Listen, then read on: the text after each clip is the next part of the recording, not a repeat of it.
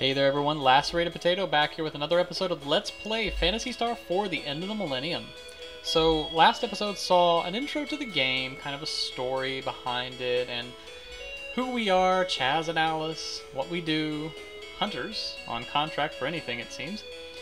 And we have been brought to the town of Piata, to the Motavian Academy. Met up with a suspicious principal who just really wants us to take care of these monsters. He's probably hiding something. Duh. Anyway, we met up with Han also. He is a nerd, student at the academy, and he really wants to tag along with us. And so of course we did what any noble hunter would do, and we exploited him for money. Perfectly logical. Alright, so now he's with us, but I want to take a quick second to go over some of the menu options. Just a couple really. I mean, most of them are basic and straightforward, really. The magic in this game is a little different than other games because we have two different types. We have techniques, which work like classic magic. You have certain technique points, different techniques cost different points, and that's how that works. And then we have skills. Skills are kind of more like abilities, I guess. They're kind of like magic worked in Final Fantasy 1, where you had a certain number of charges. Once you're out of charges, you have to rest up at an inn, and all spells cost the same. They all cost one charge. So that's how skills work in this game.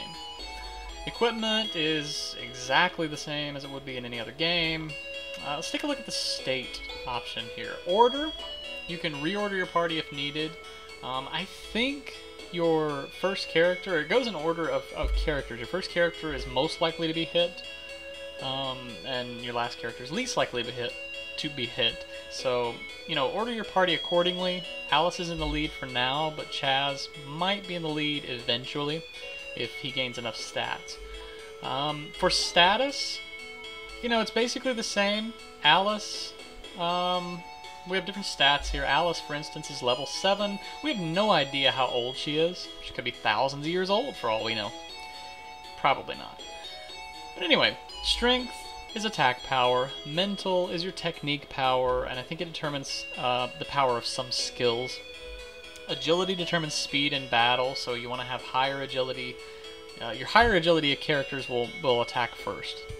Your dexterity determines critical hit rate, and I think it also lessens the ability for monsters to hit you. Don't hold me to that one, I'm not 100% sure. And then attack power and defense power are pretty straightforward.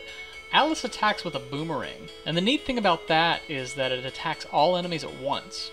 Of course, the downside to that is that hitting all enemies at once is not quite as powerful as attacking one enemy at a time, as you'll see with the other characters. Moving on, here are her techniques. Now, this game has the most intuitive, and by intuitive I mean not intuitive, names for techniques known to man. Foy, obviously, is a fire-based attack.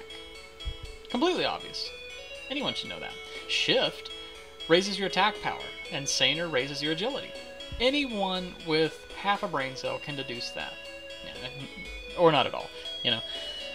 I have no idea how they came up with these names. I can only assume that they had some kind of Japanese influence. Vortex, on the other hand, actually kind of looks like what it sounds. It's a spiral attack with her boomerang that I'll demonstrate that later. So that's her spells, her techniques, and her skills. Chaz attacks with knives right now. Eventually he gets swords. He can use a shield if needed. 16 years old. Keeping the tradition of young heroes or young main characters in Japanese role-playing games. Res is your basic healing spell. And Earth, if I'm not mistaken, stuns an enemy. Has the ability to paralyze an enemy so that it cannot take an action. Alright, quick look at Han. Han also attacks with a knife, a dagger in this case, and he has a shield, 24 years old. And he is also able to heal. Really handy. Gillen, if I'm not mistaken, it lowers the dexterity of the enemy, so it makes the enemy less likely to get a critical hit on us. And quite possibly less likely to hit us altogether. And then Vision, on the other hand, raises our dexterity. So that's nice. Okay, so that's your state, your status. Talk is really handy. If you're ever in a situation where you're lost, not sure where to go, not sure what happened, taking a few months off from the game, hit up Talk, and you get a brief conversation that is based on where you are in the game. So for instance, here we see that we have just spoken with the principal and Han, and we need to go look in the basement. Oh yeah, and we exploited Han for money, which is a good thing. Oh, Alice is rubbing off on Chaz with that sass. Yes. And Han's just gonna have to suck it up. Okay, so the last option here is the macro option. Macros are really handy for two reasons. Well, maybe more, but two that I'm going to explain. So we have an A macro set up, and you can have, what, 8 here. And it's set up for everyone to attack. That's fine. So in this case, the battle would go Chaz attacks, then Alice attacks, then Han attacks, just like it looks. So that actually makes for quick input. If you're in a battle where you're just fighting trash, use a macro and attack really quickly. It's not quite as fast as an auto battle, but hey, it's nice. You can set up other macros. If it's red, it hasn't been set up. You can also delete ones you've already set up. So for instance, one handy thing to do when you're setting up a macro is you can set up, for instance, a like a buff macro. So we can have Han use that vision skill. We can have Alice use Saner. And we can have Chaz... Chaz can try to stun the enemy. Why not? And we'll set that up. So when we start a battle, we use this macro, and we have our first round covered for us. And you can set it up in any order you want. You can have maybe a debuff macro. But it's pretty neat. The other thing that's really neat about macros is that Phantasy Star has what's called combination attacks. And in order to use combination attacks consistently, you need to set up a macro. We don't have the abilities right now to use any combination attacks. So I can't show you them right now, but as soon as we get some attacks to where we can set one up, I'll show you. The neat thing is, most of the combination attacks target all enemies, and they're really powerful. And quite a few of them are element-based, so you can have a fire attack or a blizzard attack or something like that. So, really neat, I think. Yeah, I think that's it. Oh, well, I'll just show you. If you have a macro set up and you want to get rid of it, just select it. And it will say, hey, I'm going to erase it. And you can say yes, and it will get rid of it. I'll keep that one for now, so might use that later. For no reason, or very little reason at least. So, yeah, let's head down. Alright, here is the basement. And the monster ran away. Or, does that mean we're done? No, we're not. Alright, first battle against Xana Faug, I guess. Let's show that macro. So Chaz, Alice, and Han will all attack in that order. The one negative to defining a macro in a certain order is that if you don't have it set up from fastest to slowest character, there's a chance that the enemy can get in and attack, you know, in a position where it otherwise wouldn't.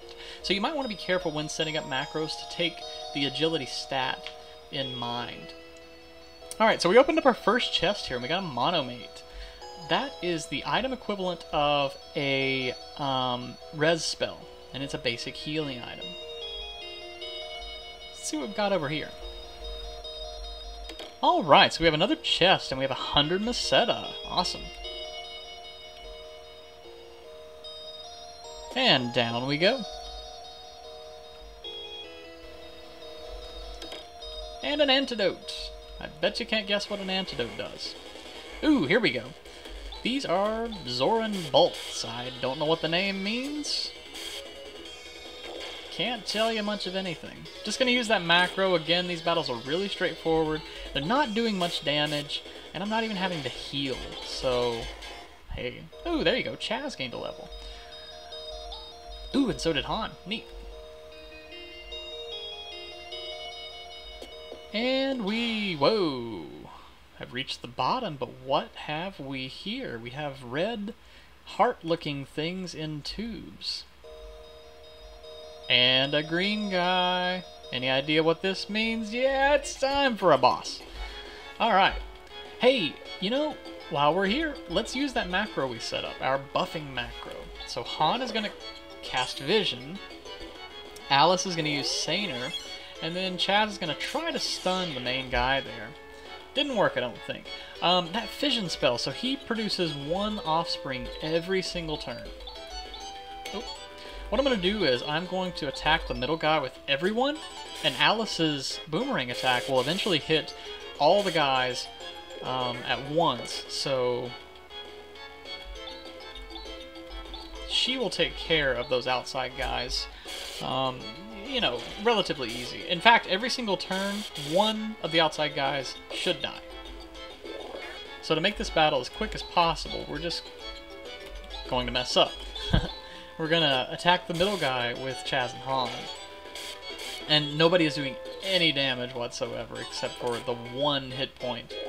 The Xanathal guys are taken off, so we're in good shape.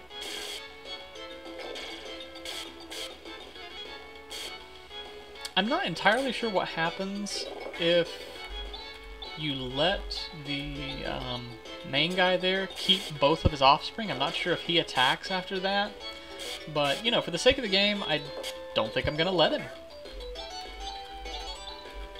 A couple more rounds should do it. I think this guy has a couple hundred hit points, maybe. Nothing serious, really. Just kind of an intro to a boss fight, really. Battles do get pretty tough in this game. Boss battles especially. Not anything that a little bit of level grinding wouldn't fix, but, you know, if you're not at that appropriate level, you might run into a little bit of trouble.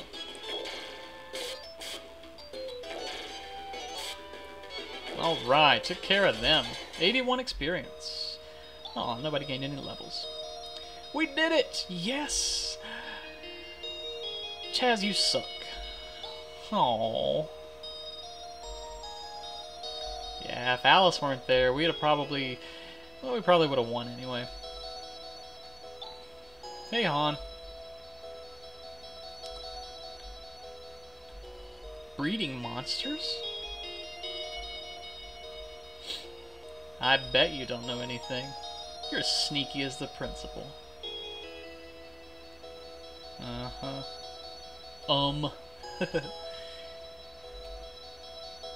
Okay. I guess Han doesn't know anything. I don't think he would have paid us money to come with us anyway. Alright, let's go see the principal. So, I will meet you back up, and we will call this episode a wrap. So next time, we're going to find out what's up with all these guys down there. I think the principal knows something. Alright, we'll see you next time. Lacerated Potato. Have a good day.